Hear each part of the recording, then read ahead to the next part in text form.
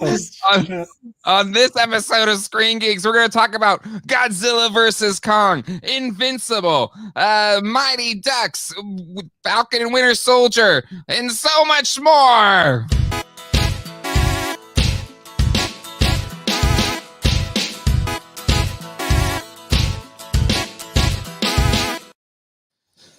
Hello, everybody, and welcome to Screen Geeks, the weekly show where we talk about all of the geeky things that show up on screens. And with me, as always, on this adventure is none other than Mr. Invincipod himself. Well, how you doing, good sir? Doing great. Invincipod episode 3 is dropping tomorrow. Woo! It was tough because we had to do a juggling thing where, we want to do one episode per TV episode, but they drop 3 at once. Yep. So it's like, when do you put those out? So we have Monday, Wednesday, and then tomorrow, Friday for the first 3 episodes. Yeah, it's interesting because how long are the episodes each? 45 minutes. Yeah, they're 45 minutes. And my birthday was on Saturday, and I took the Friday off from work. And I was like, oh, this is perfect. Got the new Mighty Ducks show and the Invincible show, and just kids are back at school, and the house is just going to be to myself, and I can watch whatever I want. And so, yeah, I just sat and watched all 3 episodes of Invincible, and I really dug it. Dug it. So excited to be talking about that today, as well as the big movie release yesterday on HBO Max, as well as theaters across the U.S. And well, I guess, okay, let's just quickly go to the chat, see who's here already, and then we'll get into the thoughts here. Invincipod, don't know those guys. They seem like jerks. That is your new podcast dedicated to Invincible that you do with James Hewlett. Right. And Jay Grivis is here in the house. I'm not satisfied with that ending, but at least we have an answer to who wins. I'm guessing that's related to Mighty Ducks, Game Changers. We have Riley Bob here. Haven't seen it yet, but I can't imagine any spoilers I don't see coming. That's fair, Riley Bob. I'm glad their newbies finally talked to hear about. That's true. It's very true. Kryptonite Spider Bite Dynamite. Yes, it's a fantastic movie. Well, there you go. And how about Black Widow? Am I right? Yes, indeed. And Michael Shields made it. You did make it, Michael, to the live taping. All right, so let's get into it. It's finally here. The crazy movie that, I mean, how many times was this delayed pre-COVID? Also, get I don't know if it was pre-COVID, because they were about to drop the trailer when the world shut down. But remember, I believe during COVID. No, even before COVID, it was supposed to be in the fall of 2019. Right. It got pushed back from that date. It was on the schedule for Kaiju Podcast before we went off the air. Yep. So it didn't end up happening. Mm-hmm. And so Monday, there's the return of the Kaiju Podcast with me and Jorge.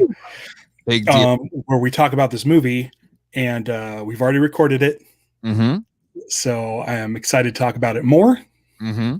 But yeah, it's been a long time coming, and you titled this episode Godzilla vs. Kong.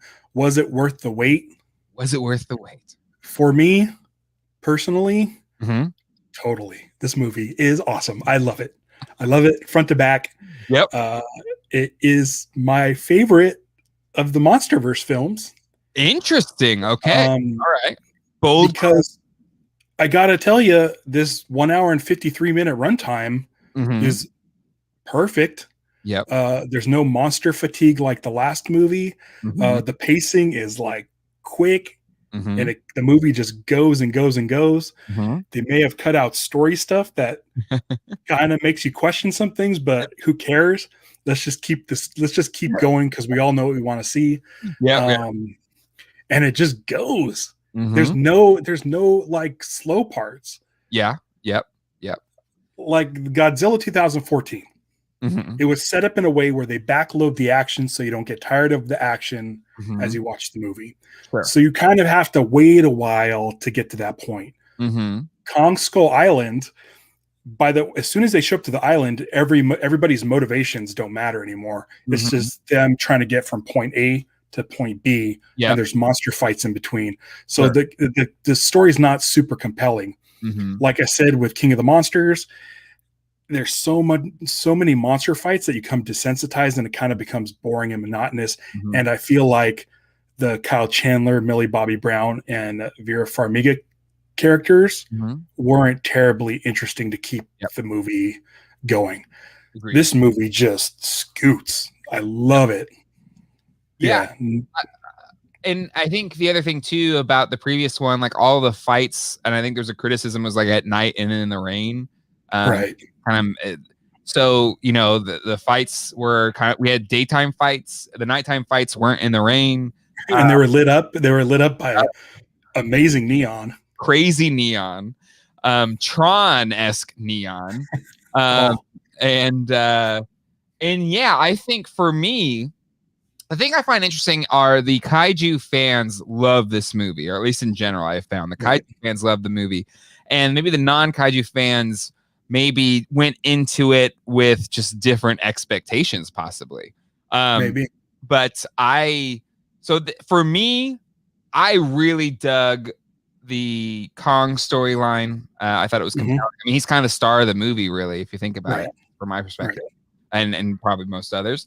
And I thought his story was compelling. It was nice. He kind of finally got to find his home in the middle verse or whatever. I don't know if that's canon to previous versions or whatever of King Kong.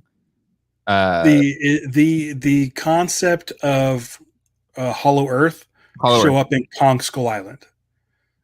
It's brought up in King of the Monsters. It's how Godzilla travels through the earth so quickly through essentially portals. Monsterverse. Is this a new thing to the Monsterverse thing, or is this in previous iterations of the Godzilla-ish universe? Hollow Earth kind of came up from this. It wasn't in due to this previous. Okay, cool. This universe, I'm sorry to say.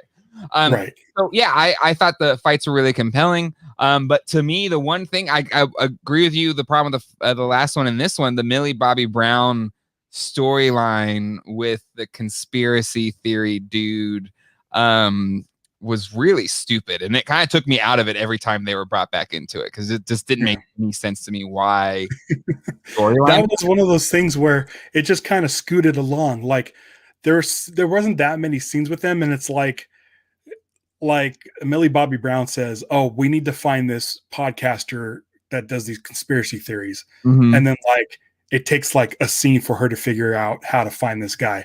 And then it takes like a scene to figure out to go to the Apex factory. And then it takes like a scene to, I'm not going to spoil anything, but where they go from there down into the thing, into the 33rd floor. Like it happens so quick, and they're walking around these heavily guarded facilities, even though they were attacked by Godzilla and they probably had a way to get in. Way convenient, way super fast, way like no, they had no problem dealing with any sort of security. But at the same time, if they did that, I'd be like, why are we watching this? Get back to Godzilla and Kong. I'm just completely cut it out. You don't need it. It was useless. It didn't serve any purpose to me anyway. Because to me, the far more compelling storyline was the Kong storyline with Skarsgård and the little girl. What's great about what happened? So in Godzilla and Godzilla King of the Monsters, you have Serizawa, and Serizawa kind of tells the audience like, this is what Godzilla's thinking, this is what Godzilla's doing. So you kind of connect with Godzilla. In this movie, there's no one really saying what's on Godzilla's mind. You kind of figure that out as we go. Why he's attacking, what his motives are, you kind of learn as the story unfolds. Whereas you have people on the Kong side who are the ones like expressing that he's sad, expressing what he's feeling, and kind of guiding us through his story. So he definitely feels like the main character or the good guy. So, which is fine. Yeah, Because it's kind of alternating films. So you had Godzilla, Skull Island, Godzilla, King of the Monsters. Now this is essentially Kong's movie. It is. It's Kong's movie, and but let's talk about the title of the movie, Godzilla versus Kong. I think we all knew in the end they would be kind of beefing, but then they probably have to come together to beat the dude that was spoiled in the trailer for the film. So spoiler alert, if you haven't been paying attention, but it's there's toys of it and everything like that, so it's not that big of a spoiler. But Mecha Godzilla turns out to essentially be the big bad of the movie. Right. But let's talk about the actual Kong versus Godzilla. They even kind of say it's round 1 Godzilla, round 2 Kong, kind of the final thing. Godzilla's like, just dude, back off. I got my own thing. This isn't about you. But then it's like, why did he attack him on the ship? But whatever. So like, what did you think of the actual title card matchup in this film? The scene on the boat when it capsizes and Kong's in the chains, awesome. That whole sequence in Skarsgård going up and trying to unlock the chains, so good. Them fighting underwater, Godzilla or Kong trying to catch his breath, comes up and barfs out seawater, and just like the thing I loved about the sequences in this movie, the fighting, they're super coherent. Yes. Like other movies like this tend to have shaky cam or the angles are sort of disorienting. Yeah. This was like you have a beautifully shot of what you need to see. The action is easy to track. God, it was so well done. And just like felt real of it. Like the weight of their bodies and moving around and like everything felt, even though it's 2 big monsters fighting, like it felt like real for some reason. I thought that was really compelling for the fight. Like the laws of physics still applied to these big gargantuan monsters. But that fight in Hong Kong at night with the neon lights was phenomenal. It's so good. It didn't go on too long. It was easy to track. It didn't hurt my eyes. Like I feel like some of the stuff in King of the Monsters, it was like raining at nighttime with lightning, and then you have King Ghidorah shooting lightning bolts. And like you couldn't even see what was going on between Rodan and Mothra. So in this one, like it was just the most amazing lighting for a nighttime fight. And like King Kong climbing through the buildings to try to get away, and the purple light and the green light and the yellow light and the red light. It's like everything was so great. I loved it. I love the fights. Do you think like a lot of like the lighting and everything, was it like in response to kind of the criticisms of King of the Monsters that it was so dark and it was hard to keep track of what was going on? Maybe. I don't know, but whoever decided to do that was awesome. It looks so good. I might go back and watch it again, that fight. So you have that fight where I guess Kong wins round 2, but then kind of Godzilla's like, all right, just stop, and kind of beats the crap out of him and, almost kills him essentially. But what are your thoughts there on the kind of turn from, I guess they're going against each other to now they're going to team up, and I guess King Kong essentially saves the day, saves Godzilla's life, and is it's of the film in totality. Yeah, it's kind of, I think, for the fans.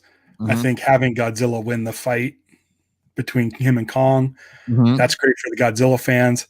Having King Kong defeat Mecha Godzilla is for the Kong fans. And how great was it when he like chopped the arms off and like all the oil and stuff was flying all over the place? So good.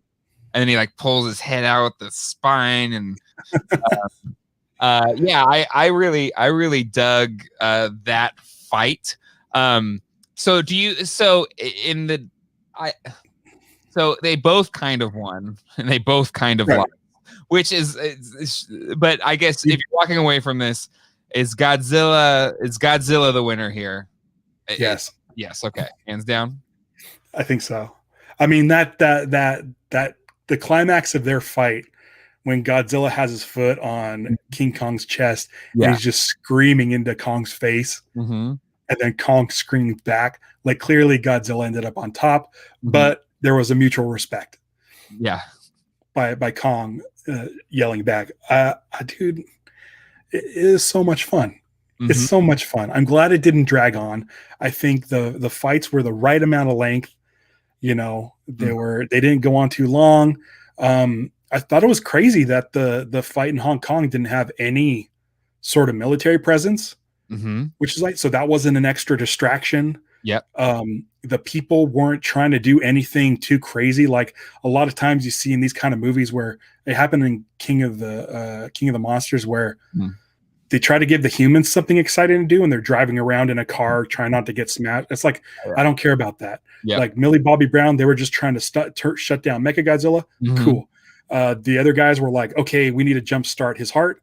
Cool. It was very simple. It wasn't action scenes. It was part of the story, and they just came and did that thing. They came and did that thing, and then let the monsters do it. We weren't distracted by missiles and airplanes and tanks. It was just the fighting, which I really liked. I agree. Speaking of planes, I love that in the shot of they're on the destroyer or the aircraft carrier, is Kong picks up an airplane and throws it at Godzilla like a ninja star, but it turns out there's a pilot in there. And he pulls his cord. Like that was hilarious. Like I think there was a lot of cleverness in it. Yeah. In the fights. And you gotta love King Kong's axe.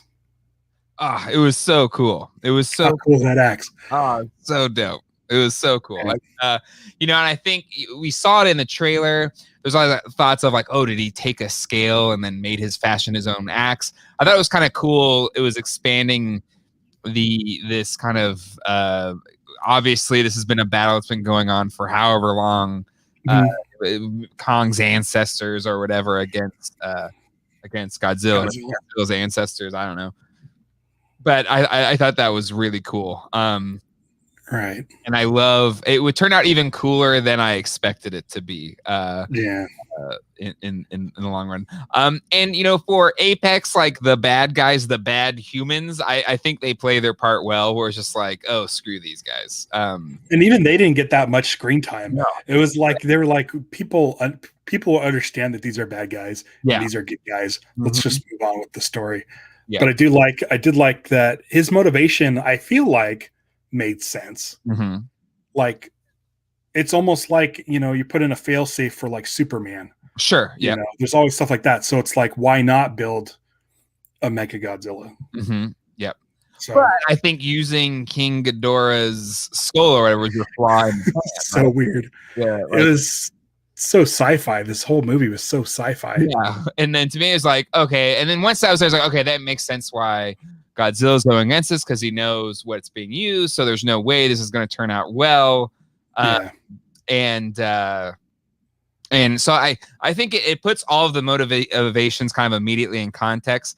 The one I still don't get is the Kong thing, but I get that there's like generational beefs between the two that set up there. But in terms of, you know, Mechagodzilla, you know, again, you're the big fan here of the history of kaiju films, Godzilla specifically. How did you feel on the representation of Mechagodzilla in this film versus previous iterations of Mechagodzilla? Character-wise, I think it's fine.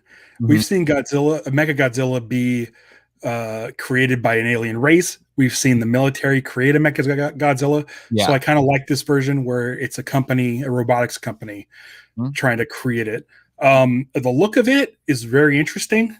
He looks kind of slender up top, which normally I guess he kind of does. Has bigger legs.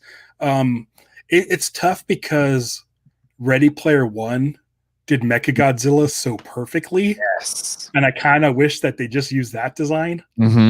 Yep. But I could see them trying to do their own thing. It was an interesting look. It was scary. Like when the dude from Apex was talking and they lost control of Mechagodzilla and he was just like peering his head into the office. Like really imposing. I liked all the missiles. Classic Mechagodzilla. I liked the spinning tail. Like all of that stuff was great. Yeah, that, and I like to just have all the thrusters around him. So like every time he's like the thrusters to put him in the like, I thought that was really cool. Yeah. But I thought it was. Go ahead. I have to get used to the design though. It is definitely a different shape. It is a different shape, different approach, for sure.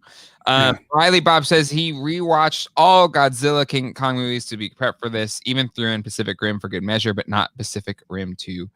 God, no. I never saw the second one. Is it not good? I think it's fine. Okay. I think it's fine. It's a completely different tone than the first one. It's more lighthearted, and it's more kind of played like a fun action movie, less like a drama. But I mean, it's all right. It's not awful, but it's definitely not Pacific Rim 1. Mohit Patel says, hi, Mohit. Good to see you. Pacific Rim 2 might be good for like watching. I mean, you'd have to look into the NPA stuff, but watching with the kids on a Sunday afternoon, Pacific Rim 2 would be a lot of fun. It's like kind of a cheesy B movie. I mean, even this one, I think Zach could be okay with. My Zach is 6, almost 7. He loves Jurassic Park. So I feel like he could probably handle it because it's just monsters. Yeah, this one's a little more lighthearted than the other ones. I feel like Godzilla takes itself pretty seriously. Skull Island is very disgusting and violent. And then King of the Monsters is probably fine too. But this is better. This is better. No, I agree. Like it was a fun movie. It was a really fun movie. Riley Bob, I was not a fan. Couldn't hold it for the first one in regards to Pacific Rim. That's the problem. That's the problem with Pacific Rim 2 is that the first one is so good. It is. There's nothing you can do. So I feel like they're like, oh, we can't hold a candle up to that. So let's just kind of do our own thing and make it a fun action B movie. Yeah. No, I can see that. So in final thoughts here on Godzilla versus Kong, is this it? Is this the last one they're gonna do? Because it didn't get to have the big theater release. I think you even said before they already essentially made this movie by the time King of Monsters came out, and that one did not do well. Do you think this is it for the Monsterverse? I don't know, because I guess it's the biggest movie in theaters right now. It made something like 9 million, where normally things are making like 3 million. So I don't know if that is factored in. I don't know if they look at the numbers based on HBO Max views. If some of that's a holdover from Justice League, who knows? True. But I feel like, I don't know. I would want more. I was talking to Jorge about this on the Kaiju podcast, is what do you do next? And I don't have they left any stone unturned? Not really. The only thing we're trying to think of is doing like a Destroy All Monsters. But I don't know, because I mean, now that Mechagodzilla has been introduced, then because we had assumed that if this movie was a success, then the next movie would be Mechagodzilla. But now we already got Mechagodzilla, so yeah, exactly, yeah. So I don't know what the next would be, but I mean, hopefully, it seems like Legendary is like way stoked on these movies. Recently in Hollywood, the Chinese theater opened back up for the first time since the pandemic. Oh wow! And the 4 directors of the 4 Monsterverse movies cut the ribbon for the ceremony. So like Legendary is really, really into, whoever's running Legendary is way into kaiju movies, because they also own Pacific Rim. So maybe that's the next thing. Maybe bring Pacific Rim into the fold. Yeah. No, I think something like that would be compelling. That, again, I love a world in which these movies keep getting made. So I hope that is the case. Jacob says, I'd love a Destroy All Monsters. I say this on the Kaiju podcast. What I want is the aliens from Planet X come to Earth, penetrate the hollow Earth, and just pull out all the monsters and have them wreak havoc on the surface. Yeah. And then have Godzilla and King Kong team up to take them all out. I'm down for that. Yeah. But yeah, I think overall, in a world, in this weird pandemic world where we're getting these films at home, I think this is another check in the win column for HBO Max and what's happening this year. And yeah, I think while it's not an Oscar-winning movie by any stretch of the imagination, I thought the conspiracy theories are so stupid on so many levels. And I didn't have a problem with it. I don't know. Maybe in this post QAnon world, I was just like, I'm over it. But I was just like, it's so, I don't know. It just seemed so far fetched. He bathed in bleach or whatever. I don't know. It just seems so out of left field for me. But I don't know. In the Millie Bobby Brown's acting, I think wasn't as good as what she's done in Stranger Things. But other than that, that's a gripe. I'm going to gripe about that. But everything else far out, I think outshines that gripe. Because I think the fights were great. It's what you came to this movie for. The movie's called Godzilla vs. Kong, and it met those expectations. And I think it was a really good movie. And I'm not, I like these films, but I'm not. I think for you, Godzilla is a top 4 media thing for you. Yeah. And it seems like, especially for the big kaiju fans, they're really enjoying it. Yeah. Yeah, it's Star Wars, Green Lantern, James Bond, Godzilla. Nice. Probably lost. Awesome. Well, there you go. There's our thoughts on. So, okay, the question in it, was it worth the wait? For you, it is yes. Yeah, I loved it. And I think so as well. Well worth the wait. And it's one of those things. I didn't pay I already had an HBO Max, so I didn't have to go pay to see this in the theater. So it worked out fine. Right. And everybody else that already had HBO Max subscriptions. Okay, I did go to a movie theater and saw a movie. When did we see it? Monday? Saturday. Your birthday? Well, so we rented a theater for my birthday. We saw Transformers, which was a lot of fun.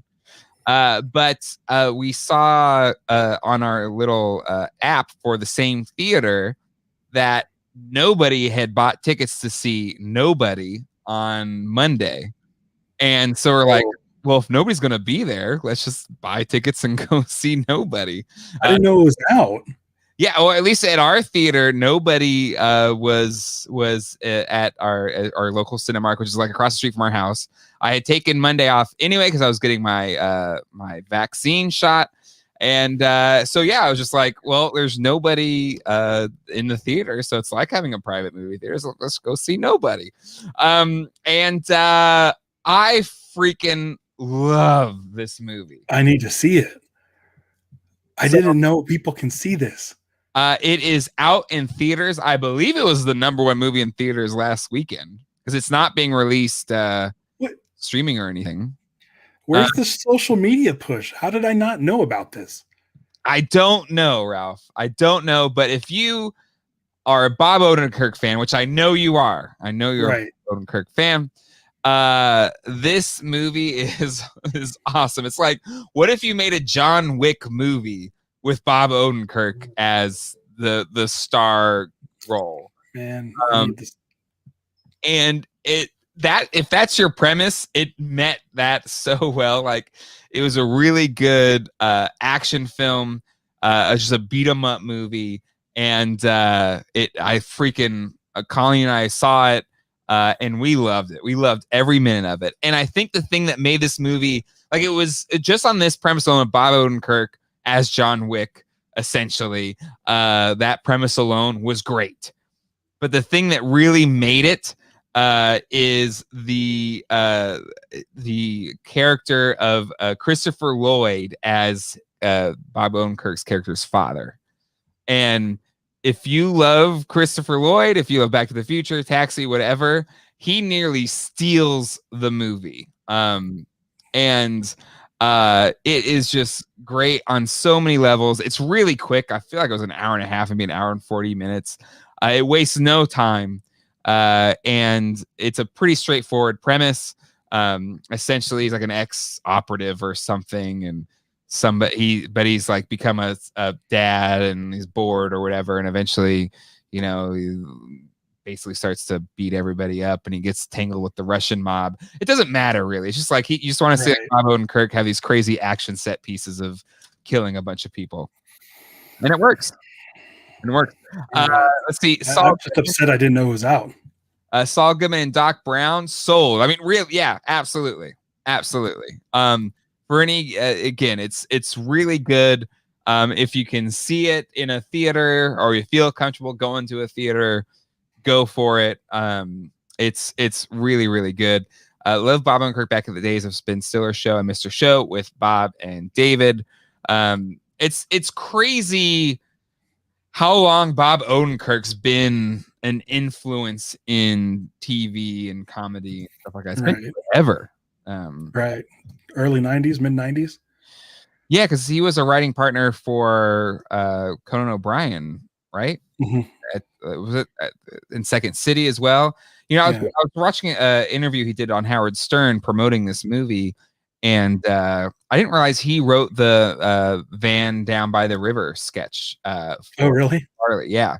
When they were both at Second City together, he wrote that sketch for him. So I didn't realize that was his sketch. But again, just it's an awesome movie. I freaking loved it. Colleen loved it. And you will not be disappointed if you see this film. It's not one of those things where it's high art or anything, but damn, it's a really fun time. It's a really fun time.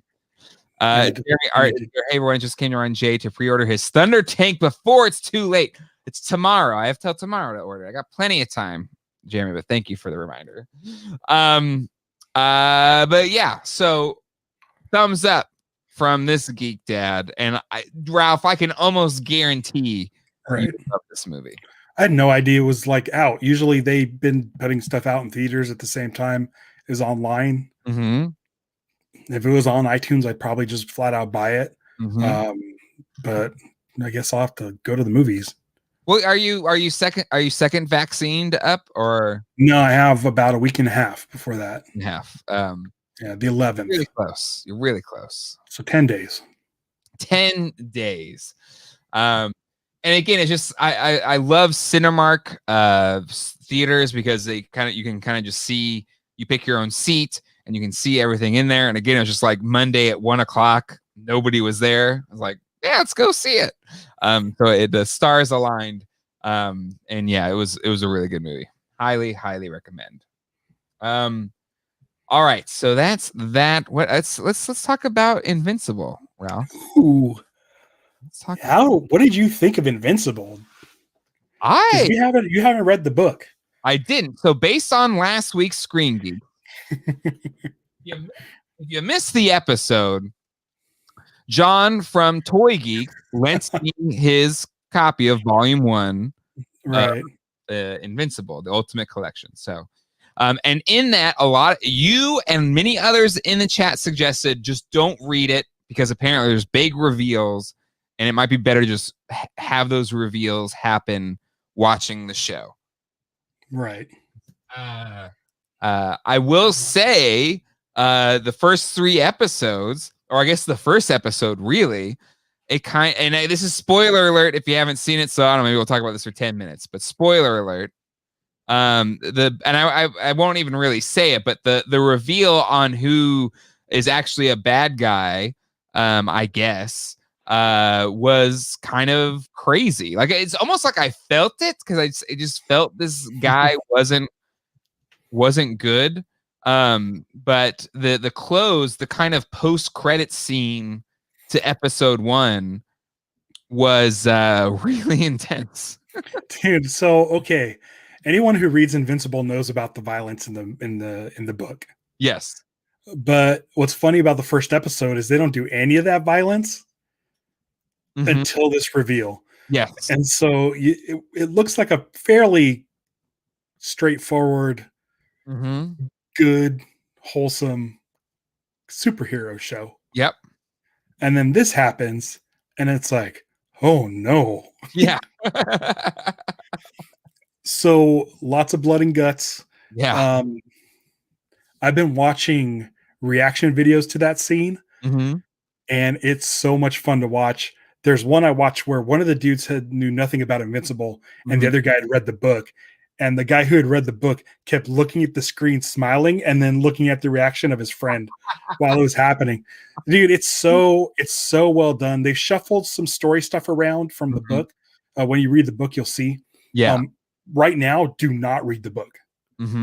Because you sent me a text message, or we texted each other on Friday or Saturday, and you said you had watched all three, and you thought that you said that the first one is that the big twist. Sure. And I said, not really. there's more to come. That's what's so good about Invincible, is there's so many storylines that you'll be excited. Like the trash bag in the first episode. Mark first learns that he has superpowers by going to throw a trash bag into a dumpster, and it flies out into space. Yep. Then in the next episode, we see that trash can or trash bag land somewhere else. Like, that's the kind of stuff that Robert Kirkman did in the book, was set stuff up where you wouldn't even get that trash bag landing for like 10 issues or 7 issues. Yeah. So there's all kinds of stuff going on. There's stuff going on with Robot. There's stuff going on with the teen team. There's stuff going on with the Mahler twins. There's stuff going on with Mark's family. And so it's just like, there's all of these threads. And the animation is great. They're nailing the looks of the characters. They look like the book. Yep.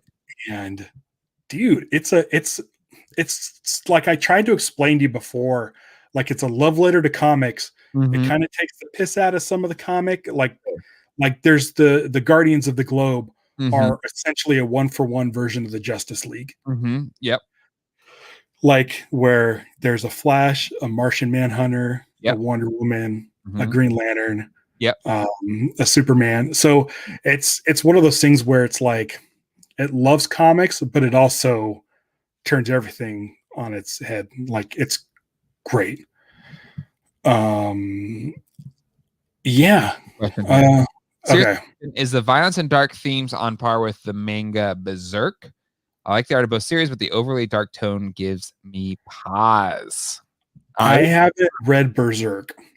If you've read Invincible, you know what the violence is going to look like.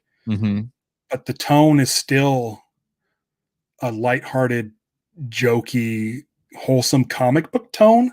Even though some of the drama might be a little bit heavier than a normal comic, but it's just like it's really hard to describe.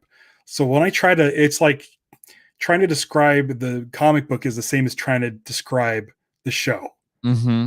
Yeah. Because at the core of it, it's about a family where the dad's a superhero and the teenage boy gets the superpowers.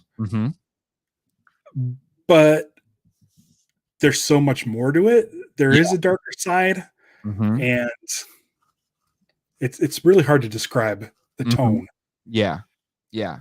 I would agree, because it's weirdly like a Spider-Man jokey teenage coming of age kind of thing. Right. But there's real stakes. Yeah. Like there's end of the world stakes, and like people get hurt and people get killed, and it's really gruesome. It takes the I don't know, the impact of what if superheroes were real to that level of, you know, in movies they don't really show like what the impact of, I don't know, taking a force or a laser gun shot or whatever, I don't know, would actually do. And I think you've said it before, where like his suit's always bloody or whatever. Like, it's just like it's a more realistic way that would happen, probably. Yeah, they don't shy away from destroyed anatomy. I guess it's tough. It's tough, but it's there. not necessarily to shock you for just to shock you. Mm-hmm. It's there to show you that there are real consequences. Yes. That we're all the same under the skin, including superheroes. Yep. Have guts and intestines and blood and stuff. There, but I mean, it's one of those things where it's brutally graphic. Yeah. If you've seen the first trailer, you see a pair of hands crushing a skull and one of the eyeballs bulging out. Mm-hmm. That goes on in the show to where that head gets crushed, and both the eyeballs fly out, and it's gross. Yeah. So, but it's there to show you the severity of the situation. It's not just there to be gross. It's there to be like, real people are dying. So when you see alien invasion and people are running through the streets like you've seen a million times, you may see them get blasted into 100 pieces by a laser, and you're like, oh, this is bad. Yeah. It makes you root for the superheroes more to save them. And that's kind of a theme in the second episode. Yeah. But exactly. I really dug the first 3. I'm in. Like I was in. At the end of that, I was like, oh my God. Okay, let's go. And it doesn't stop. Like it doesn't stop. It doesn't let up. I really like the what's his name and like his real person name? Invincible. Mark Grayson. Mark Grayson, thank you. Yeah. Like, and also just the interpersonal drama of him and it's Adam Girl or whatever. Adam Eve, thank you. And then also I can't remember. Amber. Jason, is it Jason? Jason Mantzoukas, yeah, he plays Rexplode.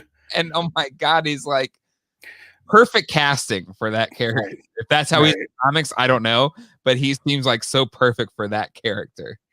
Yeah, it feels like, so in the comic, Rexplode is kind of an a-hole.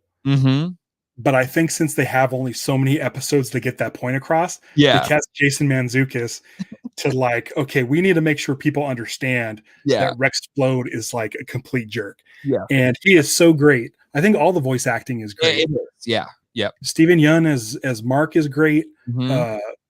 J.K. Simmons as Omni-Man. Oh, wow. God. He's so good. So good. Gillian Jacobs is Adam Eve. Oh man, it's a stacked voice cast, and nobody disappoints. It's really, really well done. Yeah. But I really dig it. Excited for it, and have subscribed to Invincipod. And if you all haven't yet, you must do it. Yes. Check out the show. I mean, man, it's one of a kind. If you like superhero shows and aren't squeamish, it's pretty great. Old School Shinobi says, in the early to mid 80s, there was a story which ran through Justice League of America where the circus of mutant animal aliens impaled the Flash and Hawkman, and it was really bloody. I think those issues caused a minor ruckus. They were fairly graphic for mainstream superheroes in 1984. Yeah. This is more than impaling. Yeah. I mean, guys, listen. If that first episode doesn't grab you, then I don't know what else to say. I'd say just give the first episode a shot. I think you'll get sucked in. Yeah, I was. When you read the comic book, and you'll notice this, is by the time you get to the end of an episode or an issue, you're going to want to keep reading because Kirkman, the book wasn't really popular when it first came out. So Kirkman was throwing everything into the book so that every issue ended with a cliffhanger to get more people to keep coming back for more. And that kind of became a staple of all 140 something issues. A cliffhanger at the end of each one where you were like, oh, I got to read the next one. Yeah. During quarantine, before I go to bed, I'd go, I'll read an Invincible. I'd end up reading 8 issues a night. Yeah. Dude, it's so, the characters are so good. And what's great about it is you don't have to rely on 50 or 80 years worth of continuity. Jumping on this show. It's only been out a week. They released the first 3 episodes. There's only going to be 8 episodes total. Yep. Hopefully it gets picked up for a second season, but I mean, now's the time to jump on board and see if you like it. You watch that first episode, I guarantee you're going to want to know what happens next. Agreed. Yeah, no, I agree. I think so. I think it sucks you in. And it's one of those things where I wish it was like a Netflix where it was all the way done, because I watched those 3 episodes just straight through, and I was like, all right, next one. Oh man, now I gotta wait a week. Yeah. We have 5 more weeks to sit through and wait. Old School says you need to show off your comic collections sometimes. I've whittled down mine a lot, but I still have some of my graded stuff hanging up and stuff like that. I don't have that many floppies, but the majority of the stuff that I did keep are all Green Lantern hardcovers. Nice. Rocco's Retros in the house. Good to see you, Rocco. But and then Jeremy is art. I'll probably check it out with your recommendation. There you go. Do it. It's 45 minutes. It's animated. Like, that doesn't happen. Here's my question. Like an hour long. I think it does translate as a comic book to screen very well as an animated series. But there was this moment when I was talking to Colleen about it, and I was letting her know I was going to watch it. It's like, oh, it's a cartoon. Is there a world where maybe this won't get as much recognition because it's an animated series versus if it was a live action show like The Boys? Seth Rogen has been trying to make an Invincible live action film. Mm-hmm. He's had the option forever. Yep. And he's part of this show. He plays Alan the alien. Mm-hmm. I don't know, because the thing is, when you read the book, you're going to fall in love with the artwork. Mm-hmm. So for me, I love the animated series because it looks like the best version of the comic book. So I'm kind of hoping that this is a pioneer. Mm-hmm. Like the best thing for comic book adaptations, mm-hmm. I think, is a live action series like Watchmen. You have your time to serialize it and break it up. Yep. Marvel's lucky that they're successful because you can still do a serialized set of movies, but you only get one a year. Yep. So I'm hoping, like, I'm sure if they're the Berserker manga,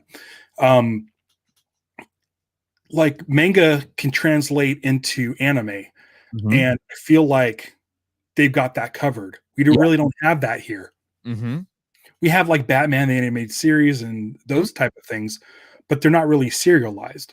Yeah. So this feels like the first serialized animated hour-long TV show. Mm-hmm. So this is like the best translation of a comic book you can get. Yeah. Like Captain America is awesome in the movies, but he doesn't look like the Cap in the comic books. Mm-hmm. Yep. It's not spandex. So them doing this animated, I think, is the perfect use or the perfect medium for Invincible. Mm-hmm. And if this paves the way for more stuff like this, I'm all on board. Yeah, because I would much rather see an animated Green Lantern hour-long series like this as opposed to a live action one. Yeah, because it's never going to look like the comic books. It's never going to look like it. Like Ryan Reynolds' suit, like, I was cool with it, but it doesn't look like the comics. Yep. So if you were to do the same thing, but in a like regular hand-drawn animated, like, this looks great.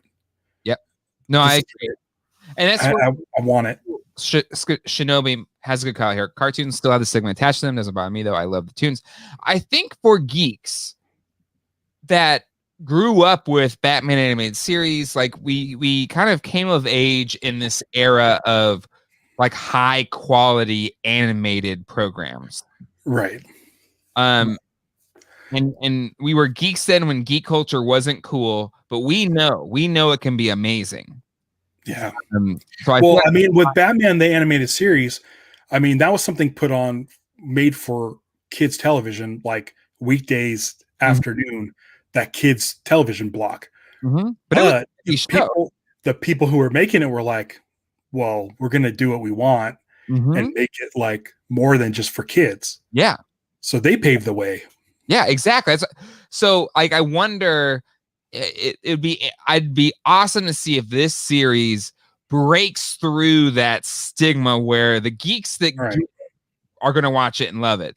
But can it break through and become kind of like a just cross all of the borders of cultural phenomena the way other comic books? If you did this exact same thing with Batman, made a serialized Batman animated series of this quality, it would be a huge hit. Mm-hmm. This is Invincible, though, and it's like a comic book that not a lot of people read or know about. Yep. And so it's kind of opening the eyes. Like, if they can do this with this character, what can we do with like Superman? Yep. Agreed. Did Colleen end up watching it? She didn't. I may try to convince her to watch it at some point, but we have not watched it. If Colleen is still around, don't think of it as a cartoon. Think of it as a drama, a family drama. And listen, by the time you get to the end, you're not going to think of it as a cartoon.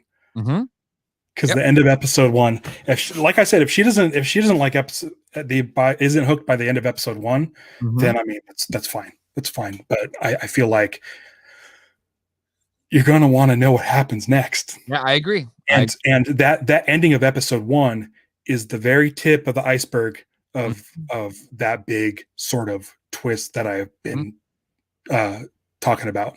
So you haven't seen where this really goes. Yeah. But you're gonna get a taste.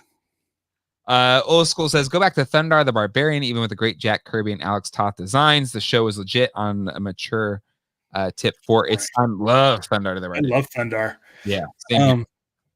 I can't recommend it, guys.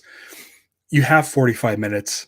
If you want to see like one of the most pure comic book adaptations out there, this is it. This is Invincible comic. Old School also says, my girlfriend enjoys live action superhero stuff even more than I do now, but she will not watch cartoon superhero stuff like the DC animated offerings. Same here, Shinobi. She loves the comic movies. So again, I wonder if there is that line for people, and hopefully maybe this thing crosses that line. But it's like, on the other hand, I love Saga. It's probably my favorite comic book series right now. And not for kids. No, God, no. But I still kind of hope they do a live action version of it, just so that it reaches the widest audience possible. Yeah. Maybe this thing breaks that mold and it can happen. I hope so. I feel like just give it a shot. Yep. Give it a shot. All right, we are coming to the top or the end of our hour. Did want to talk real quick about episode 2 of Falcon and Winter Soldier. I really dug the episode. We talked about like week 1, like episode 1. We were hoping it would get into the more meatier issues around race and America and all those kinds of things.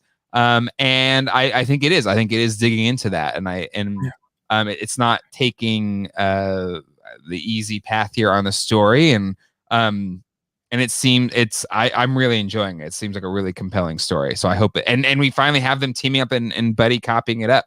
That's the thing. The thing, because last week that's what we're saying, was like we didn't get to see them together. Now that we have, we're like, okay, awesome, we're good to go. It's a good series. I don't think anything super crazy. No. Out of the norm, but it's really well done and it's a lot of fun. Good action, likable characters, and a promise of Baron Zemo. So, it's a good solid. There's no moments that really stand out to me, but I'm just like really just enjoying it. It's fun. Yep, it's fun. I'm enjoying the ride. I dig the new Captain America. He's the right amount of a-hole. He knows how to get under their skin. Yeah, U.S. agent is an a-hole, right? So I think he's playing into that U.S. agent role. That's who he will be eventually, I assume. But Riley Bob, some of those DC animated movies are awesome, better than some live action. I agree. They've done DC animated is fantastic, and it has been. It has not left or has not lost the quality since Batman the Animated Series. Like, they've just show after show after show, one-off movies. They're all fantastic. And Old School agrees with that thought. All right, next thing that we talked about last week that did drop as well on the 26th. I don't know if you watch it, but the first episode of the Mighty Ducks Game Changers on Disney Plus. I really dug it. Awesome. I thought it was fun. It's silly. Great. It's stupid, but I liked it. That's great. Estevez, Mr. Mighty Duck himself. Right. With a tip I only saw the first movie recently during quarantine. So it wasn't something that I was looking forward to, but I'm so glad that you dug it. Yeah, I really dug it. And I watched it with my kids. They dug it. It's a fun kind of family show. It has some funny jokes in it.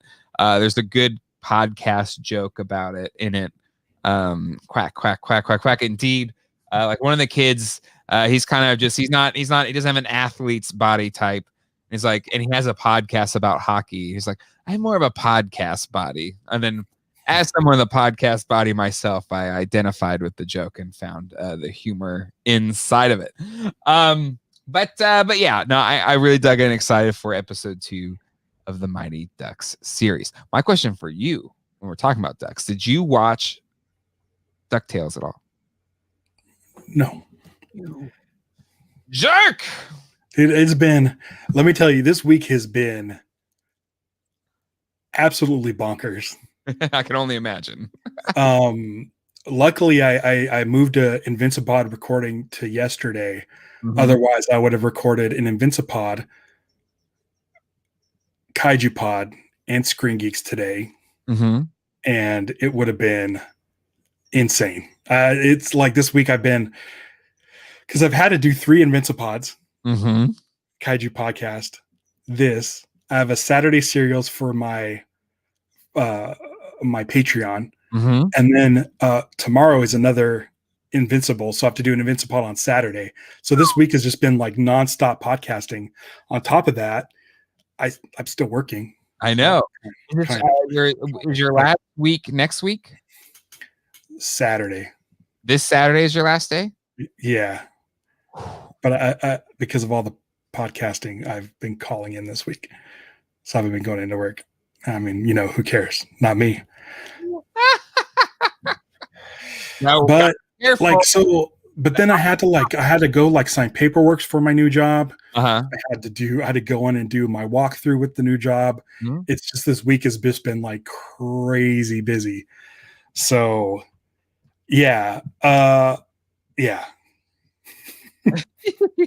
I'm excited for the new job, the new gig. I've been a vinyl collector for most of my life, and I know you are big into it. So excited to see you get to like do a job in an area that you really dig. So right, better hours, better days off, better pay. Can't complain. But one last thing, and I think is it Riley Bob brought it up first, but yes, I watched both trailers for Suicide Squad. Something's really blowing my hair back. I don't know. Jeremy is art. I agree. The trailer was a good reminder that James Gunn is great with ensemble casts. Within the cast, I think Starro's in the movie. Thank so you. Is that Taika Waititi? Is he Starro? Oh, that'd be amazing if that's because they won't say who he's playing. Yeah. If Taika Waititi's stomping around as Starro, saying things in his dry humor, oh my god, dude! I can't believe Starro. Well, and then and you know about King Shark, right? Yeah, Sylvester Stallone is King Shark. Dude, what is going on? This movie sounds awesome. I really, the trailer, again, I was like, oh, this is cool, fun, very Guardians, James Gunn-y kind of feel to it. But like Starro showing up, I was like, oh my God, Starro. I was like, yes. Okay. They're letting him go. They're letting him go do whatever he wants. Wow. So I'm pumped. I'm pumped for it. I think Colleen, it was one of those moments where Colleen is still a normal person. I'm still a geek because I was like, Starro! And she's like, huh? Let's see. A lot of congrats on your new job. There you go. Thanks. What's the new job, Ralph? I will be working in a record factory. I will be pressing records and printing and folding the jackets for records. Really cool. Really cool gig. Old School's already asking for the favors. Hey, Ralph, can you hook me up? They did the reissue yesterday, and it sold out super fast again. They just need to keep reissuing it. If it keeps selling out, might as well, right? Make more. Yeah. You're printing money. I know. I agree.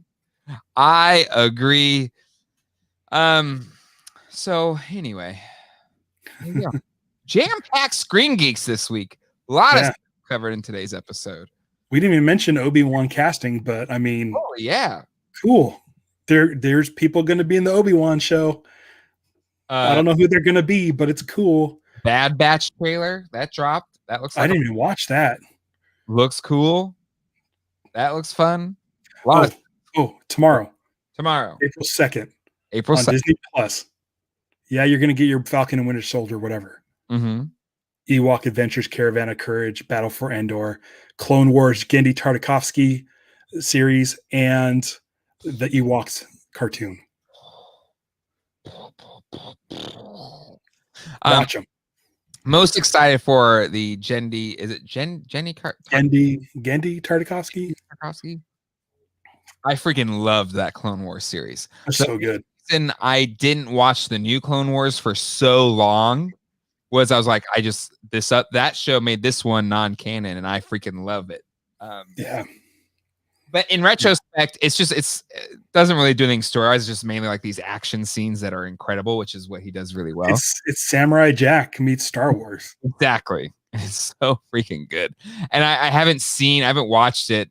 I bought it on DVD, but I haven't watched it in forever. So it'll be fun to just have that, be able to click and watch whenever I want. But anywho, all right, I think that's it, Ralph. We did it. We did. We talked about it. A lot of stuff.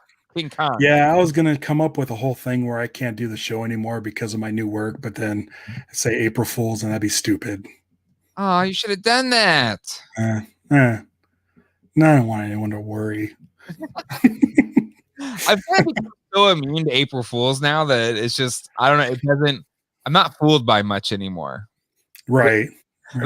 Maybe it's the absurdity and the crappiness of this global pandemic in the past year or so or whatever, that April Fools just does not feel right, or like I want to participate in it.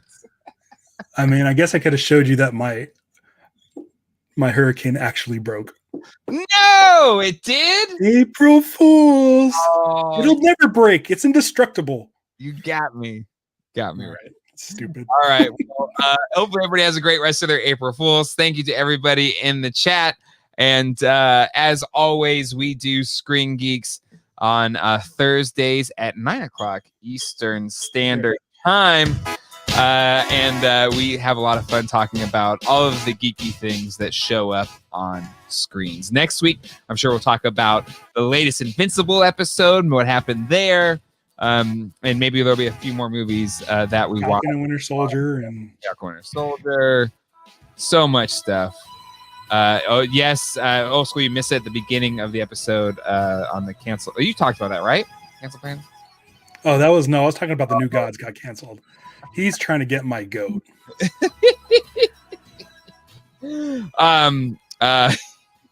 Anywho. All right. That is it. We'll see you all next time. Hasta luego and goodbye.